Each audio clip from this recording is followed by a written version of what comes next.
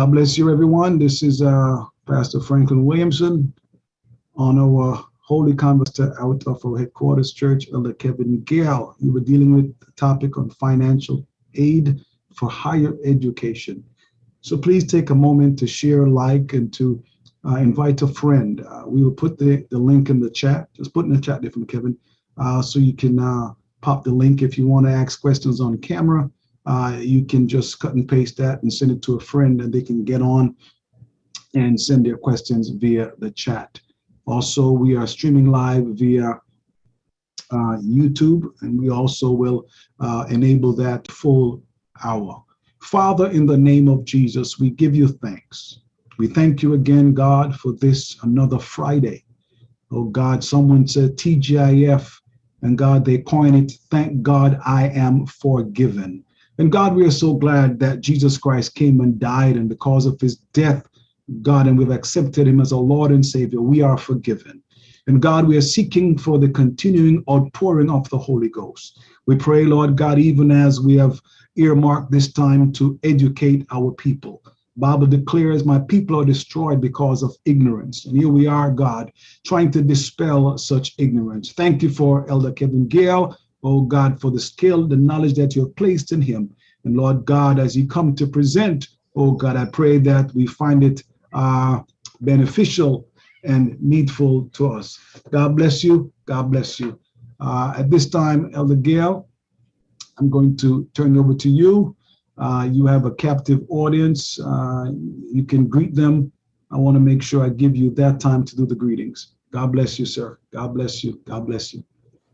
All right. Thank you, Overseer Williamson. Greetings to everyone.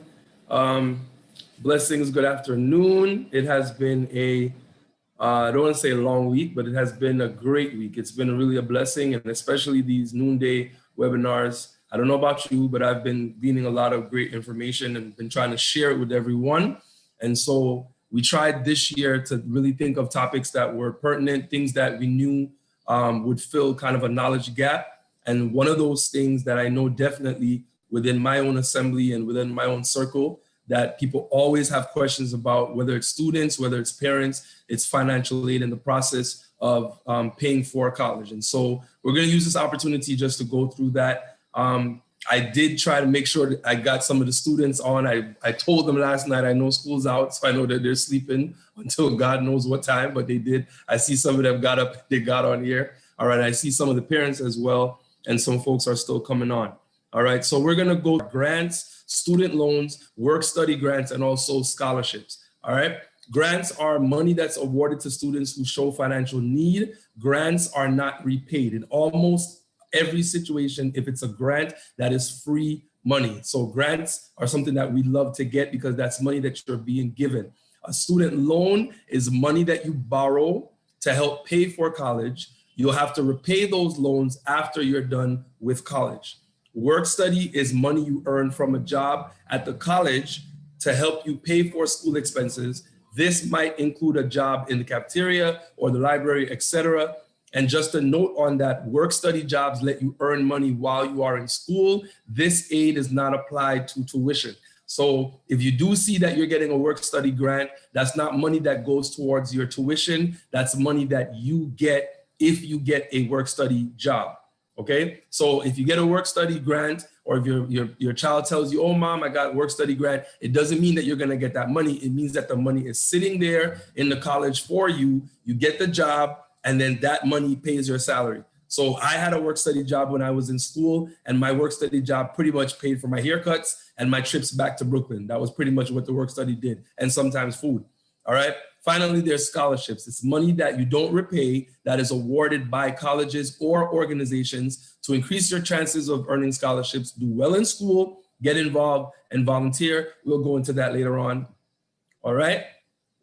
Where does financial aid come from? So financial aid comes from two sources in general. You've got the federal aid, which comes from the USA, and that is accessed through the FAFSA application, or the free application for federal student aid, that is fafsa.ed.gov,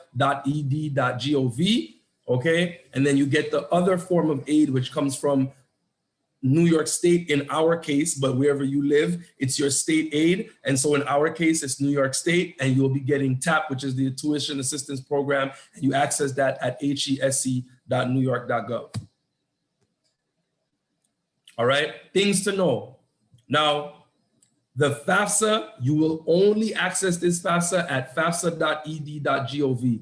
Do not let anyone tell you to go to fafsa.com, fafsa.org, fafsa.net, none of that. fafsa.ed.gov, and I'll put those links in the chat so you'll know. That is it's a free application. You should never pay to do this application, nor should you pay a person. It's a free application and it's online. All right, the FAFSA is the only way to apply for federal student aid. The schools you list on your application will use your FAFSA information to evaluate your financial need and determine how much federal aid you are eligible to receive. Many states and colleges also use information from your FAFSA to provide their own financial aid. You must fill out and submit the FAFSA each year you are in college. And I want to stop there.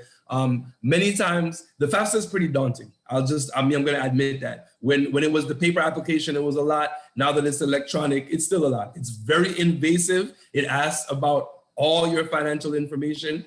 Many times parents are a little bit taken aback because it's the first time that their child is asking them for their taxes. How much do you earn? Do you own a house? Do you have money in the bank?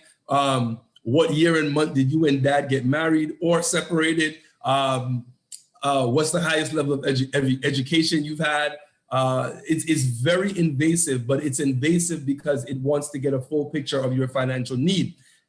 Once you do that the first year, sometimes people feel like, okay, we did the financial aid the first year, we're good. No, every year you've got to do your FAFSA. Every single year you do a FAFSA for the coming fall and spring semester. All right. And it used to be that January 1st was when the new FAFSA would go live. Now they pushed it back. So every October it goes live for the next year. So each October the FAFSA is available for the next school year. It is best to fill out the FAFSA as early as possible because some aid is first come, first served. When you complete the FAFSA, you'll need to provide personal and tax information. And finally, you may be able to automatically retrieve your tax information from the IRS. There is a way, thank God, that you don't have to sit there anymore with the 1040 and the IT 201 in your hand doing the FAFSA. You actually, if you put the information in correctly as it is on your taxes, then you can draw the information from the IRS straight to your FAFSA, which is very good. And once you're finished with your FAFSA, you go straight over to the TAP application. Okay, so let's get into it. A grant. A grant is a form of financial aid that doesn't have to be repaid unless, for example, you withdraw from a school and owe a refund, or you receive a teach grant, which is a specific grant about teaching, and it requires you to teach in a certain kind of school when you're done, or you don't complete your service obligation. So most times a grant is just free money. However, if you don't attend your classes, if you unofficially withdraw, and like with my school, you'll get a WN. If you just never show up to the class, which is never reported, you have to pay that back, because when you accepted the grant, that was you saying to the school, whatever I say I'm going to attend it. All right. I didn't say this in the beginning, which I should have said, my apologies. So in regular life, right, outside of church, I am an academic counselor at the Kingsborough Community College, and I've been in that position for the past 9 years. Prior to that, I worked at 2 high schools as a general counselor. And then before that, I worked for 4 years as a college access counselor at a nonprofit community organization, helping students get into college. So I've been pretty knee deep in financial aid and college access for the past 15 years. All right. Okay, so the federal Pell Grant, and that's the one of the largest ones that you're going to get. It's usually awarded only to undergraduate students who display exceptional financial need, basically from a low income background, and have not yet earned a bachelor's degree or a graduate or professional degree. In some cases, however, a student enrolled in a post-baccalaureate teacher certification program might receive a Pell Grant. All right, a Pell Grant, unlike a loan, does not have to be repaid, again, except for the circumstances we said before. Amounts can change yearly. The maximum Pell Grant award right now is $6,495 for the 2021 to 2022 year. That is awesome. Okay, the amount that you get though will depend on your expected family contribution. So you might hear if a student says, Brother Kevin, I'll say Brother Kevin because I work with a lot of kids at church. They'll say, Brother Kevin, I did my FAFSA. I'll say, what's your EFC? And they're like, what's that? What's an EFC? An EFC is that golden ticket number, okay? An EFC is your expected family contribution. The lower your EFC and the closer it is to zero is the higher your Pell Grant is going to be. The higher your EFC is the less your Pell Grant is going to be, because if they think you can pay $9,000 for school and your school only costs $3,000, we're not giving you a Pell Grant because you should be able to pay for it. That is the assessment, whether that's actually true or not. Okay, then the next grant is called the FSEOG. All right, it's a Federal Supplemental Education Opportunity Grant. That grant is one of those grants that's actually time sensitive. So if you are one of those people that get your FAFSA done early, you'll see that grant show up. If you're one of the people that are lackadaisical and you take a long time, you might not get that money. You can receive between $100 to $4,000 a year, depending on your financial need when you apply, the amount of other aid you get, and the availability of funds at your school. Each participating school receives a certain amount of these funds, and they distribute it how they see fit. This is one of those first come, first serve grants, and every grant helps. All right. And finally, the work study grants, which I talked about before. I was pretty clear on that, but you can answer me if you can ask questions about it. All right. The only thing that's good with work study is that it goes for undergrad and sometimes for grad students as well, because grad students that are doing their masters, usually they don't get much grant help. So that's one of those that does carry over. All right, loans. And I know everybody gets scared about loans. Anytime I got to talk about loans with people, they usually, they just get really scared because no one really wants to be in debt and stuff like this. You don't have to worry about the loans. You just have to be smart about the loans. And there are several ways for you to be very educated and calculated to some degree in how you take out a loan. All right. It's going to be offered to you through the FAFSA, and some you'll have to seek out on your own. Actually, only one type of those. But if you know and you have a plan, then the loans that you get will work for you, and you'll plan for how you're going to repay them in the future. So the direct subsidized loan is a loan given to undergraduate students. The maximum amount you can borrow each year ranges from $5,500 to $12,500, depending on your dependency status and the school that you're in. The U.S. Department of Education will pay the interest on a direct subsidized loan while you're in school, at least half the time, for the first 6 months after you leave school, which is called the grace period, and during a period of deferment, okay? So that's the loan that the government will bear the brunt of the interest payments for. The direct unsubsidized loan, you will be responsible for all the interest that will accrue on that loan, as well as the repayment amount, all right? So I tend to tell my students most times, grab the full amount of that subsidized loan and then see if you can cut a corner here or there with the unsubsidized loan. All right. Now, direct plus loans. So if this is especially for students that are not low income, they usually don't have a substantially low EFC. And to be honest, their parents are kind of in a certain financial bracket that they probably are going to have to take out something called a plus loan. A direct plus loan is a loan for graduate or professional students or parents of dependent undergraduate students that you can use to help pay for college. So a plus loan is usually the loan that students, like myself, when I was going to LIU to get my master's, I definitely had to take out a plus loan. All right. It's usually reserved for graduate school students or parents of dependent undergraduate students. So if it's a plus loan for an undergraduate student, it's a parent loan. That's a loan that the parent is taking out. Unlike the first two, which come in the student's name, the plus loan is a loan that the parents are taking out.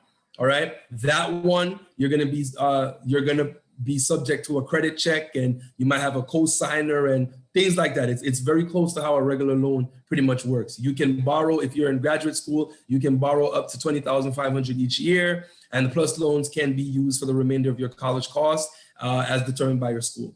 Outside of those loans, is a private student loan. And this is if all else fails and you can't get any, it's kind of tough. And I've only really seen 1 or 2 people be able to get this because it's really heavy on your credit. But these are basically the traditional way you go to your bank or your credit union and try to get a private student loan, which is specific to paying for college. All right. I want to talk to you about New York State aid. This is specific to those of us that are in New York State. You'll hear we talk about TAP. All right. Everyone in general, and I'll talk to you about when that's different, but in general, everyone is allotted 8 semesters, which is 4 years of New York State aid to complete your bachelor's degree. All right. The TAP application is available at hesc.newyork.gov. It'll take about 20 minutes to complete, and it'll allow you to qualify for additional money. And it's somewhere in the range of it's close to $6,000 that you get from TAP. So between TAP and Pell, you can get about $11,000 roughly, which is really good.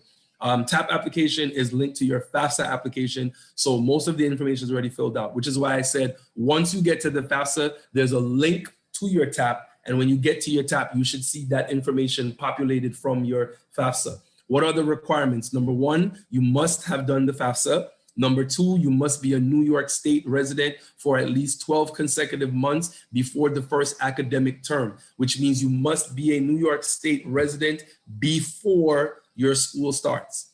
You must attend college in New York State. And I'm going to pause there. Some of the students, the college students at my church, they know, they get it from me all the time. And I'm a stickler on this.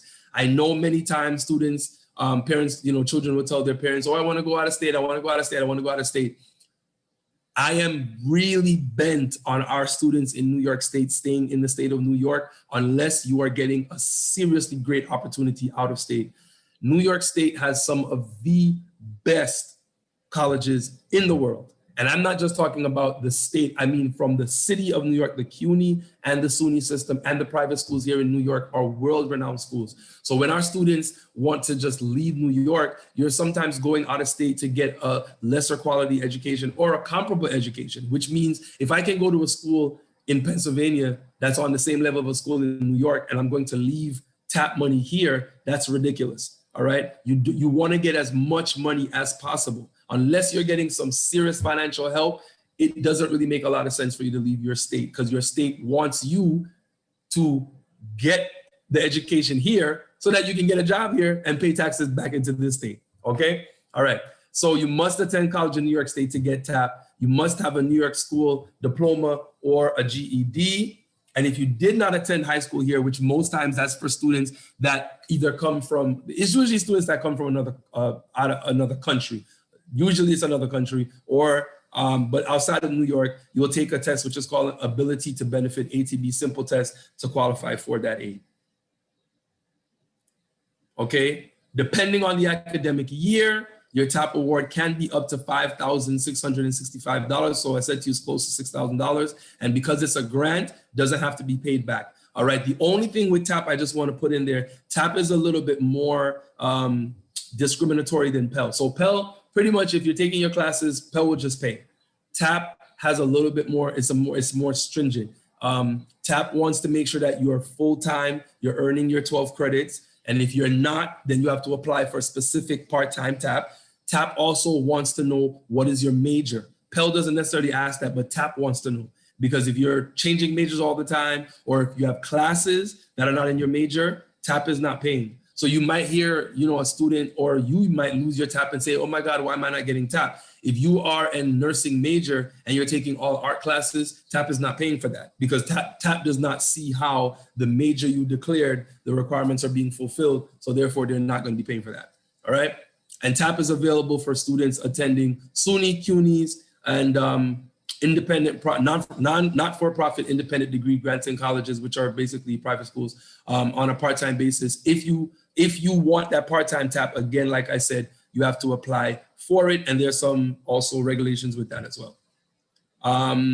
Just something real quick, because in New York City, we have a lot of our DACA students or DREAM Act students that were brought here when they were very small and they're undocumented. Students who are newly applying for financial aid under the provisions of the DREAM Act which came in under President Obama, must first apply for eligibility under the New York State DREAM Act before applying for TAP. And if you have previously qualified, you simply need to add a new application for TAP. So that's really coming from the state. That's the link right there for TAP. And I'll put the general link in the chat. DACA students, which are deferred action students, same kind of undocumented situation, but you're in that DACA flow, you can receive in-state tuition, all right, with the social security number that they give you, regardless rather of your parents' status. So just bear those things in mind, and you may have other questions. We'll get to that. Under the DREAM Act, undocumented students may be eligible for New York State administered grants and scholarships. However, if you are undocumented, you cannot receive federal aid.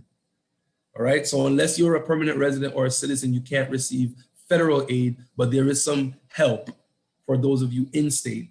New York State is one of those states. New York City is a sanctuary city. Our state is a sanctuary state. So we work with undocumented population. Some good news for those of you who are perhaps not the traditional low income student who's like, banking on financial aid. If you give me 1 second, because I minimized everything here. I minimized everything, so I can't see you all, but just want to make sure. All right, I see. All right. Okay, good. All right. I just want to check in to make sure that you're good so far. Okay. So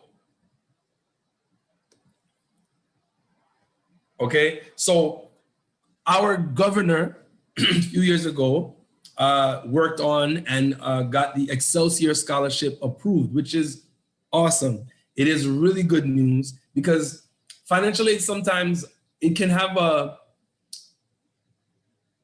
double-edged sword, right? So if you take a low-income person and they use financial aid all through school, to be honest, the point of that is to get them socially mobile. And it's to get them out of poverty and to change the trajectory of their family, right? So let's say you get a low-income student who comes in, they have no money, the parents have no money, and they get all this financial aid, and they become a registered nurse. If you're a registered nurse in New York City, you're probably making about $70,000. All right, that registered nurse who was poor, when they were growing up, but they worked really hard and used their financial aid, didn't pay for school. Now they're a nurse, they get married to a lawyer. All right, he or she's, they're making maybe $70,000, $80,000. So now this couple comes together, and this couple is making over $100,000. What do? That couple, that both of them might have been coming from poverty and they moved up and did so well. Now that they did so well, their children are not really going to benefit from those same programs that they benefited from. So it can be a little funny. So this Excelsior program, I'm really glad for it because it really spoke to the fact that many people, even though we're making decent amount of money, we live in New York City or New York State. It's expensive, especially in the city, it's expensive. So though you might be making $60,000 or $70,000, you might not feel that on a day-to-day basis. And when college time comes, it doesn't mean that you just have extra money to pay for school. So the Excelsior Scholarship was created in combination with other student financial aid program. It allows students to attend a SUNY or a CUNY college, the public colleges in the state, tuition free. The program covers tuition for eligible SUNY and CUNY students for the 2021 to 2022 academic years. Families who earned $125,000 or less in the tax year 2019 are eligible to apply. And I'll just stick a pin there and let you know, every time you do financial aid, as of maybe about 3 or 4 years ago, it used to be that they take your income information from the year before. Now they go 2 years back. They do that because a lot can happen in a year. You can lose your job or you can get a job, and a lot can happen in a year. So they figure if they go 2 years back, it's more indicative of your usual financial state, which means for this year, everyone who's applying for FAFSA for 2021 for September, we're using your 2019 information. And going forward, we're going to use 2020 for 2022 and like that. All right. The Excelsior Scholarship requires that you must complete 30 credits per year. The Excelsior Scholarship is strict on that because they want you to move through school. All right. If you're doing 30 credits every year for 4 years, you get to the magic number of 120 credits, which is a bachelor's degree. The Excelsior program is not about that I'm sitting in college forever life. No, they want you to move through, all right? Again, they want you to graduate so you can pay some taxes here in New York State. But it's an awesome grant for those who are not probably going to get Pell or TAP, and it's been a blessing. It won't pay for any room or board though. It's just specifically for tuition. All right. Scholarships. This is one of the most underused and under-accessed resources that's out there. And I can attest to that because a lot of times students just don't want to write these essays and they don't want to do the extra work. But I'm telling you, it really, really, really does pay if you look out for scholarships. Scholarships are another source of aid that can be used to pay for school. It is money for school that you will not be expected to repay. The amount of the scholarship award can range from paying for your books to paying for tuition. Scholarships come from a variety of sources: schools, employers, individuals, private companies, nonprofits, faith-based organizations, or professional organizations. I know that a lot of our students, my cousin, I can kind of shout him out, Kimoy, he's at Stony Brook. He's at my alma mater. He just completed his first year, and he was an active participant in his local Boys and Girls Club, and he received a scholarship through that. All right. When I was going to school, I received a scholarship through my father's job. My father works for a company called Windalco in Jamaica. Those of you that are familiar with the Alcan company from back in the day, it became Windalco. And even though he was in Jamaica, they gave me a scholarship for all of his children were able to get a scholarship, and they translated that into American funds. I had to maintain a certain GPA, and that assisted me a great deal. You can get a scholarship for a variety of things. You can get a scholarship if you're left-handed. You can get a scholarship if you speak specific languages. You can get a scholarship. I believe there was a time you can get a scholarship if your parent was a postal worker. There are so many community organizations, so many scholarships out there that our students just don't apply for. All right. I know that our church the last couple of years, we've been doing a scholarship thing drive for our students. Sometimes we've been awarding that to the 2 students that have the highest GPAs, and then we've been giving stipends and trying to pay for Metro cards and stuff like that for the other students. But most churches, I shouldn't say most, but a lot of churches have some kind of scholarship, something going to help their students out. There's just so many places where you can access resources. All right. These sources offer scholarships for a variety of reasons. Some are offered to students that have financial need. So that's, financial need. Some, which is income-based. Some scholarships have academic requirements like a certain GPA or enrollment in a particular major.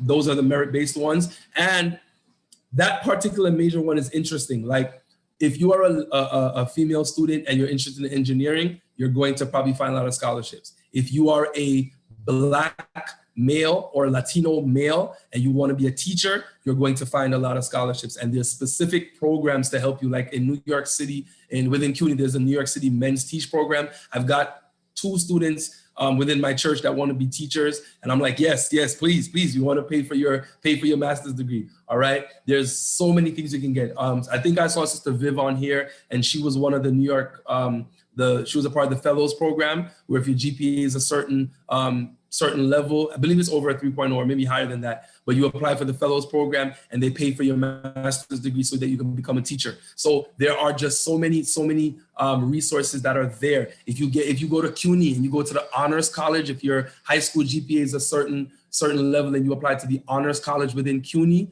you'll be going to CUNY completely free.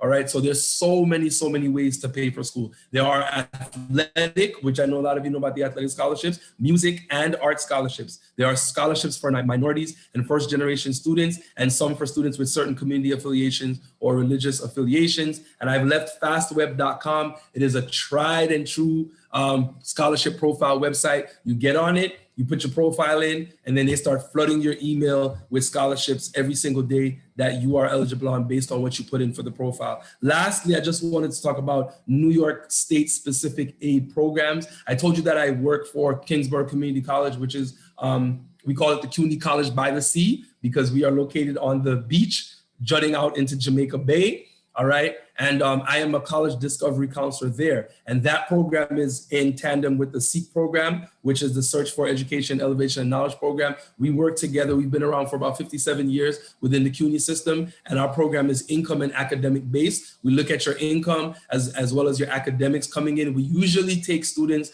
that are a little bit under the regular admittance for school. That's sometimes not as strict, but usually we look at both of those things, and we provide money for books and an extra year of TAP. Remember I said to you that there's some ways that you can get extra TAP. Our students get up to 5 years of TAP to complete the bachelor's, not just 4. You get a personal counselor, of which I am one, and you also get tutoring assistance as well. Our programs are awesome, not because I work for one, but I know them to be awesome. All right, and we start specifically at the college, the community college level. You'll be in college discovery. If you're going straight into a 4-year school within CUNY, it'll be SEEK.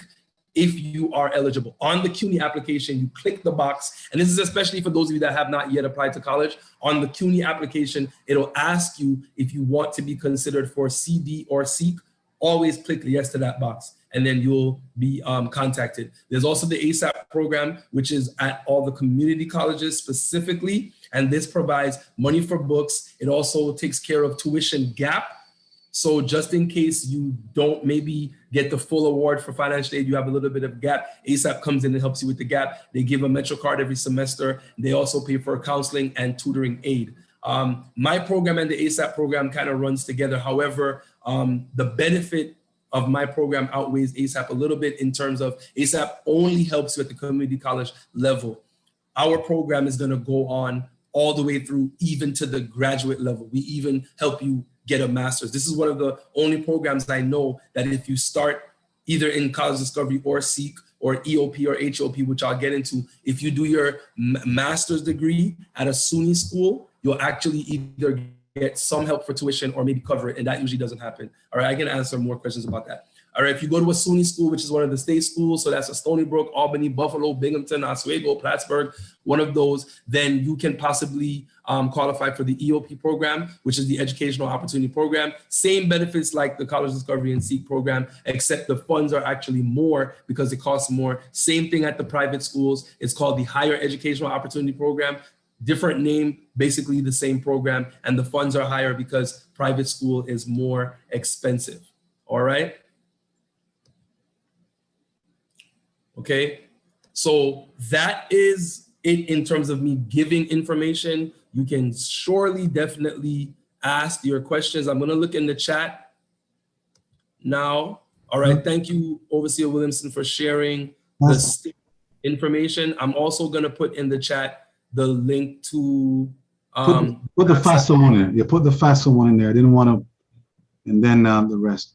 Let me kick off some questions for you, Elder Gayle. I did feel some questions from our young people here in the Bronx. All right, 1 second, Elder. I just wanted to mention, Sister Vivian just chimed in to let you know that she got a scholarship for $2,000 just for being a Christian. So she's attesting to what I was talking about the variety of scholarships. All right, go ahead, Overseer. Yes, absolutely. And I myself have no student loans for all my degrees.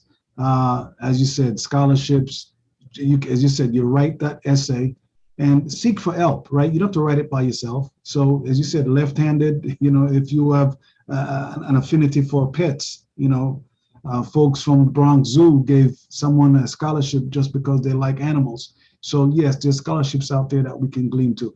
The question there is, Elder Gayle, relate to these loans. A lot of students find themselves having to pay back loans and wonder why they lost their loan and not having an idea. I think you mentioned it, but let's clarify that. Why would they lose their loan and not getting the full amount to complete their degree? All right, so not only just your loan, but also all of your aid. What students fail to realize is that when you say yes to your financial aid, you are saying to the government, if you pay for me to go to school, I'll go. Well, the government is interested in you maintaining a good GPA, completing school, and attending school. So one of the main ways that people lose their financial aid, they lose the loans, have to pay them back early, lose their Pell, lose their TAP, is because you don't fulfill your end of the bargain. So if you don't show up for class, if you never go to class, or if you constantly fail classes, they're going to pull your financial aid. All right. What that means is there's something called progress and pursuit, which means we're watching you to see how long is it going to take you to finish your degree and how many credits are you acquiring. So if every semester you're failing and failing and failing, well, the government starts to say, you're going to be in school forever, and we can't pay for that. So what usually happens is they'll start to pull parts of your financial aid. They'll pull your Pell back first, then they'll pull your TAP, and then they just won't offer you a loan for the next year because they don't see that you're progressing towards getting a degree. And so therefore they're going to pull your financial aid, which is the reason why sometimes it's hard because students are 17, 18 years old when they're starting. And even if you're not 17 or 18 years old, even if you're an adult and you're going back to school, it doesn't mean that you necessarily really understand the process of financial aid. And so sometimes when you don't understand it, you can take it for granted. All right, so, part two. There's something in the chat. But part two to that one. Are we blacklisted? So you dropped out of college, you got the loan ahead of you. Is there loan forgiveness? How can we get back in and get the GPA back up and still acquire some loans? Is there another path after you have seen kind of, let's do the word flunk? All right. If you are like Kingsborough, my school specifically gives you a full year to fail.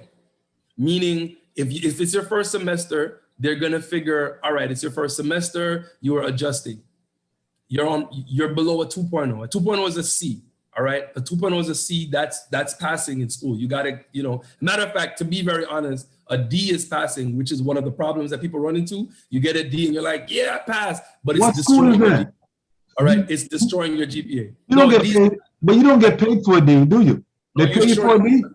You surely do, because a D is a passing grade. Surely do. Wow. I have coined the term, I call D's GPA killers. They're like a deceitful grade, because when you get a D, you're going to get the credit. What's going to happen is you're probably not going to be able to take the next class that you need. Yes, you're right. You're right, Faithy. These are deadly. If you get a D, more than likely when you transfer, that grade is not going to transfer to your next school. You're not going to be able to go on. But guess what happens is you're going to get some credits. So you're going to sit there and say, I passed, but your GPA is going to be destroyed. All right. So I say that to say that if you don't maintain that 2.0, whatever your school's policy is for however long it is, they're going to dismiss you. When you get dismissed, every school has a different policy on how you get back into the school. Okay. And yes, I'm going to touch on that, Sister Faith, because that's a really good thing. My school used to have a very long waiting period. They would dismiss you, and for 5 years, you got to stay out of school.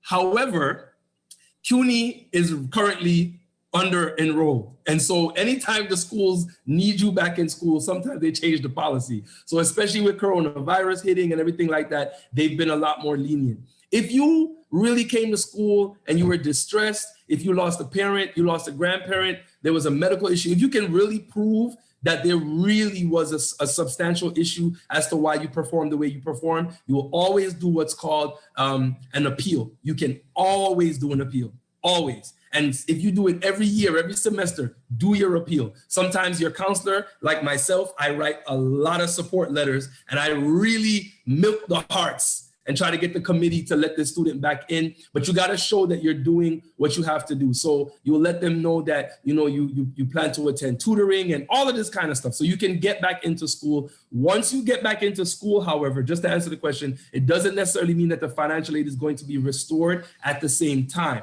Yeah. So when you get back in, many times they'll let you back in, but they want to see, what are you going to do this semester to prove what you just said in the appeal? So if you gave us a sob story in the appeal and you told us that your aunt died or your grandmother died and it really took a toll on you, we want to see, have you moved forward from that? Or are you going to do well? Okay, if you said, I had a hard time transitioning and I couldn't get the handle of college, all right, we'll let you back in, but we want to know what you're going to do when you get here. And also what they might do is let you back in, but let you back in as a non-degree student, which means we're not going to let you come back in and matriculate as an official student. You're going to pay for the classes. And a lot of times that's what you have to do. You have to take 1 or 2 classes and pay out of pocket, because when you pay out of pocket, students tend to do a lot better when they're paying. So when you pay out of pocket for that too, and you get that A or that B, and we see it, then they'll say, all right, they really mean business. And so they'll reinstate you. So you can get back in All right, but that's why I actually teach a class in the fall semester at my school called Student Development, and I really try to put that warning into my freshman students. Let's not get into that situation, because when you get into the appeals, it can be quite daunting, and so let's not get there. All right, Elder Gayle, yes, it's a nice segue. You talk about pitfalls. Can you speak to what are some things our students coming out of high school need to do to stay on track and graduate on time? What are some of the common best practices a new student should be doing? I notice some are taking longer, and as a result, they're losing all of their financial support. But can you advise them, coming in out of high school, what are some things you should do in selecting courses and being a good student in college? All right. Well, one of the things is, I don't know how, it depends on how you come into the school, right? If you come into the school as what's called a regular student, usually you'll get assigned a counselor based on your major. My students come in specifically through my program, so I am their counselor. I'm their point person. And I am that person that literally helps them pick the classes every semester. Even though you can do it by yourself, you need to see an academic counselor. Even if you pick those classes, see an academic counselor just to double check. Why? You can sit in school and you can take a whole bunch of classes every semester and you don't need them to graduate, or you don't need them to fulfill your major. So that's one of the major problems in school. You've got to take things that are going to progress towards completion. All right. I am known at my school. I have a little nickname that might sound crazy for a counselor. They call me the dream killer. And I am that. And I'm proud about it. I am not the person that's going to sit there and do the pipe dreams. We're going to talk very practically. If you're coming to school and you want to be an engineer and you hate math and science, we're going to stop that foolery very quickly. All right? I am that person. You want to be a nurse, but you hate science? We're not doing that. There are so many careers out there in the world, and especially our students of color. And if you have West Indian parents, sometimes you come to school and you think there's 3 tracks. You got to be a doctor, you got to be a teacher, or an engineer, or maybe a lawyer. And so our students, oftentimes they come and they don't do research and they don't understand their passion or what they want to do. And I'm telling you right now, college is a much more enjoyable experience when you're doing something that you want to do, when you're studying something that you find to be lucrative or that you find is interesting. And it can be really scary. It can be very scary to really stick to that, or to have to tell your Jamaican parents that you're going to be a writer. I had a student, I'll give you a quick example. I had a student that came to school and she told me that she wanted to be a vet. And she said she wanted to be a vet, so I believed her. So she was doing all the Bible classes, and she did an internship at the Prospect Park Zoo. And then she came and she was like, "Can I be honest?" I said, "Please." And she said, "I want to be a writer." She said, "But I can't tell my Jamaican parents I want to be a writer." So we devised the plan. All right. So suffice to say, right, she ended up getting a English degree, and she did actually become a published author, and she's teaching English now. So we devised a little plan, but it was really hard for her to approach her Jamaican parents because they were not having any of that. I'm dealing with that right now. All right. Well, she could have write medical books for vets. Kind of melt the truth. I am very skilled with the Jamaican parents. Okay. I've had Wendy, especially, and it's not just Jamaica, because I work with students from all backgrounds. Especially my Middle Eastern students, it's over. It's over. Like, there's just certain careers you cannot tell someone from India or Pakistan that you're good. The parents will look at you like, "No, we'll send you home. Don't play with us." So that's one of the things. You will avoid the pitfalls if you are very careful in staying on track with knowing what's needed. Like, you can't just go to school and say, I want to be an engineer. I want to be an electrical. No, you have to know what's needed, because you're going to sit there in school. And let me tell you something, when you're not doing well in school, and when you're not enjoying your classes, it messes with your psyche. It messes with your motivation. And when you are not motivated, you can be the most brilliant student in the world. You're not going to go to class. You're not going to do the assignments because you're just not motivated. All right. Another one of the pitfalls is time management. You have to understand that when you go to school for the next couple of years, this is my actual job. Like, I'm a student. And one of the things that kills our students is they want to work and they want to go to school. Even when they don't need to work, They want to have that money to buy whatever they want to buy. And so I have students telling me I can't take classes on this day because of my job, and I can't take, and you know what? That job does not care about your future.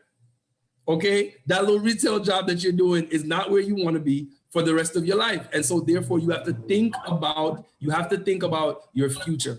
And so sometimes you have to make sacrifices. You cannot go to that birthday party on Friday night because I do have to get this paper done. No, sometimes our students, they have significant others, and the significant others think that they should be paying attention to them, and you flunking out of school, but you maintaining that little boo on the side. No, all right? So that's you have to prioritize that. Listen, it's your future, and everything that you have to put on hold for that future to come to pass, it's going to be there. Your friends are going to be there. Relationships are going to be there. The movies are not going anywhere. The beach is not going anywhere.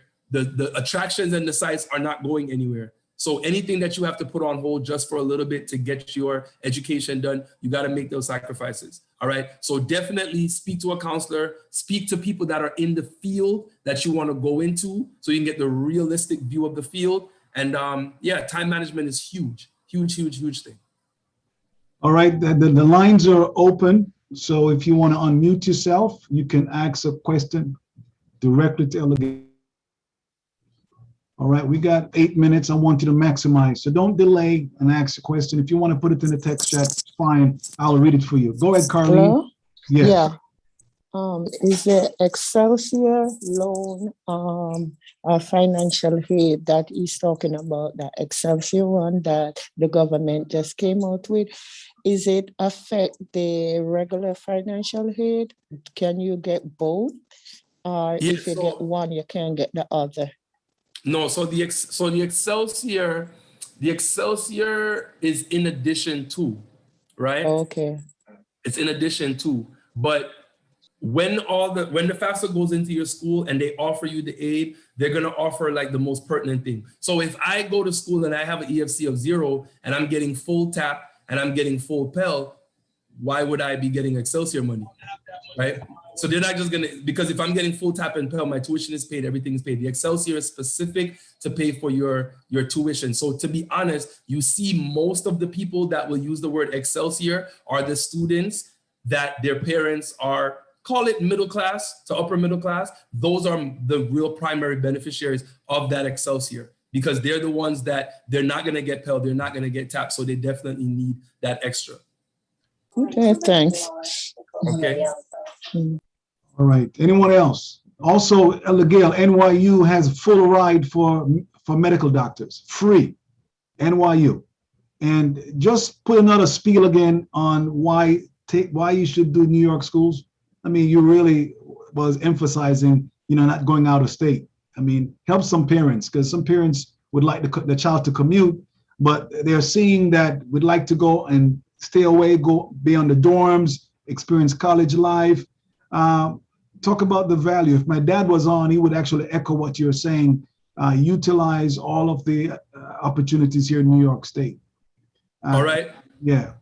So real quick, my wife is sending, I think she's probably asking for somebody. I'm going to get that real quick. If I have a student loan paying, will I still get aid for classes? Yes. Yes. Just apply for it.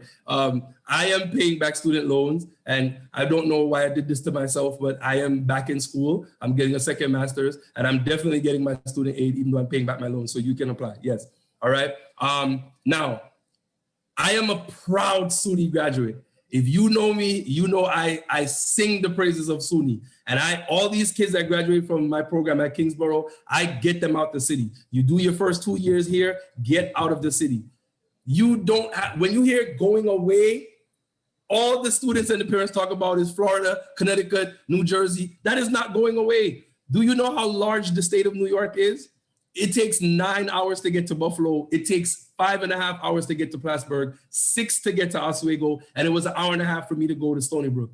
You can be away, but you can still get the full experience of being away and still get the benefit of getting all your New York State financial aid.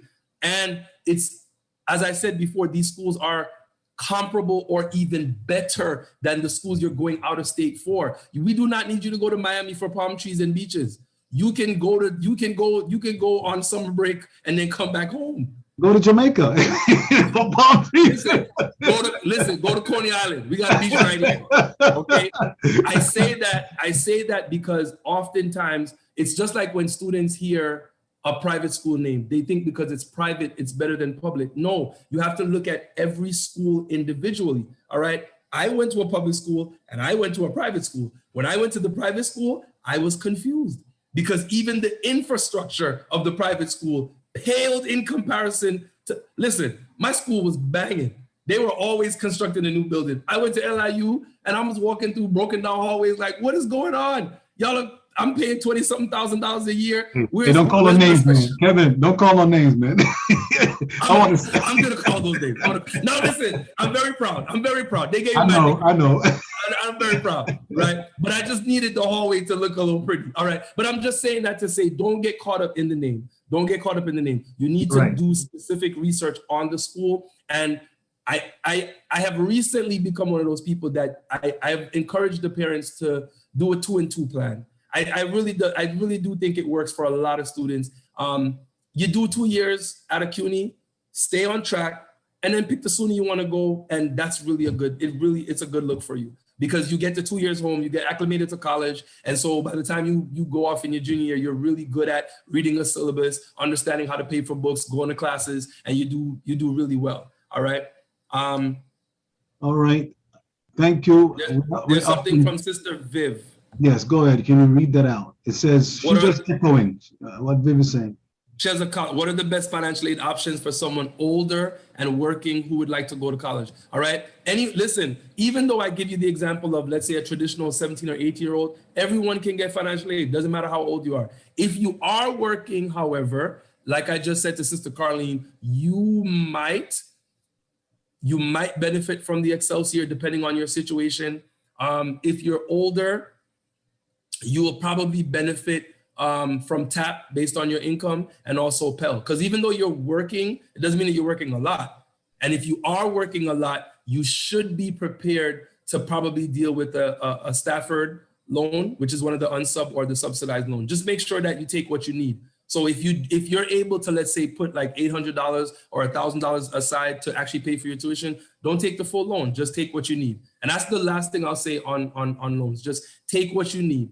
All right. A lot of times students see the loans and they take them. And next things we know, it's a flat screen TV and all kind of stuff with the refund money. But just take what you need because when you're finished with school and you pass the grace period, you got to develop a repayment plan and pay for that. All right. Thank you, Elder Gayle. We've recorded this. It's being streamed live on YouTube. We're going to repurpose it. Also, just want to share something with you as we wrap up. Convocation continues. In the Bronx, I want you to save the date. We are doing Grads Day, 2020, 2021. 2020, we had we have the COVID, and we didn't get to celebrate our grads. Also, Mother Williamson, you remember Mother Williamson, she left the college fund. We were going to be giving away scholarships for those who are going into college. So I'd like you to join us. Book your seat. It's outdoor. We're doing this outdoor, and the scholarship, I think it's $500, and that can go a long way. That's $500 you never have. The seating is not limited, so if you want, swing by to the Bronx. It's only 28 minutes if you drive within the speed limit, and you can join us for Grads Day. You will be required to wear your graduation gown and your graduation hat. That's all you need to show up. You need your ticket, so book your seat.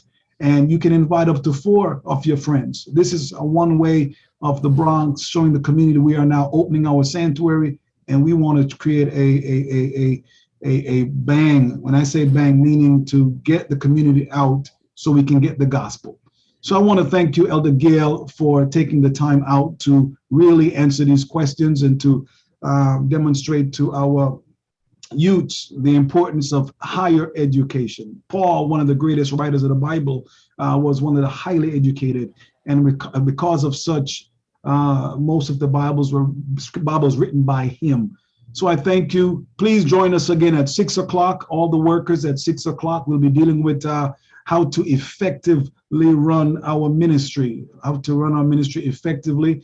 Pastor Cynthia Green Dakers led that with our headquarters church, and we are replicating that so we can use that through our ministry. We'll also give you opportunity to focus on Convocation 50. What are the plans you'll put in place for Convocation 50? So I thank you all. I thank you all. Let me stop sharing that. And just want to take a moment, clap your hands for our presenter. God bless you, the Gayle. God bless you. See the hands coming in. God bless you all. Thank you, thank you, thank you, thank you, thank you. God bless. Have a good day. Enjoy